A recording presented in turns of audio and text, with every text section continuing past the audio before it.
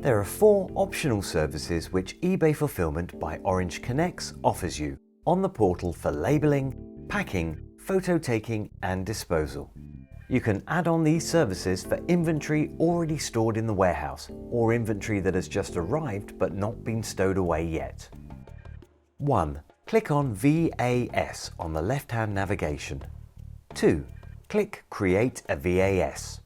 3. Select the service or services you would like to add on from the 4 options. 4. Select whether this is an inbound order which has not arrived yet, has already arrived, or that has been stowed away. 5. Enter the relevant inbound order number. Select the inbound order, then click the button called Select under Action. Search for the individual SKUs you'd like this service to be applied to, or check the box which says Select all SKUs in the inbound order. 6. In the 3rd column under SKU reference number, add a reference for each SKU.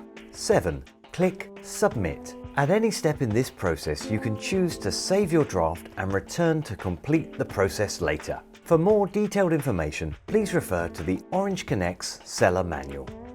Get more tips and guidance from the eBay team by subscribing to our channel on YouTube and click the bell icon to enable notifications. YouTube will let you know as soon as new videos are available.